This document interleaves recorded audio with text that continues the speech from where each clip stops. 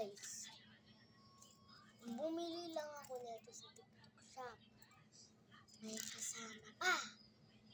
At saka, hindi ko alam kung sino gumawa nito.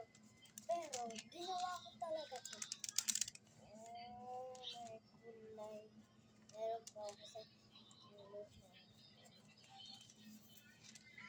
So, pag in-order ko yun, ay lumabas ulit. Sayang na pera ko, guys. Hindi ko talaga yung bili sa TikTok shop.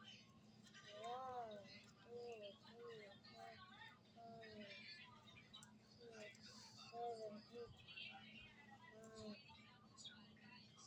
10,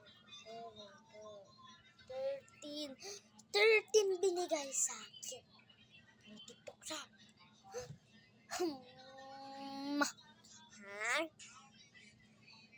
So, start na nga tayo.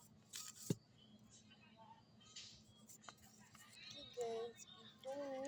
Nagwa-warning lang ako sa inyo. Tignan nyo ilang pera ko. Kaya mabuti ha.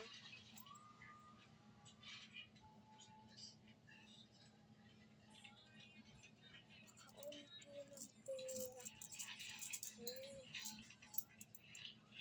5 pesos. Ang dami pa to.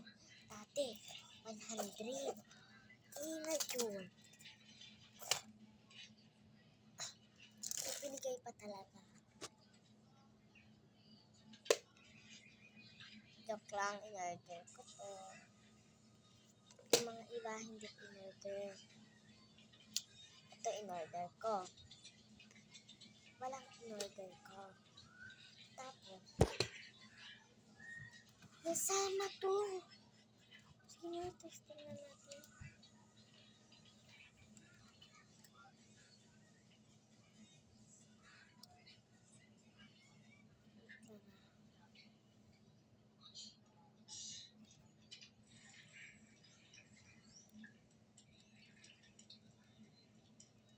Ayaw gumana. So, dati sa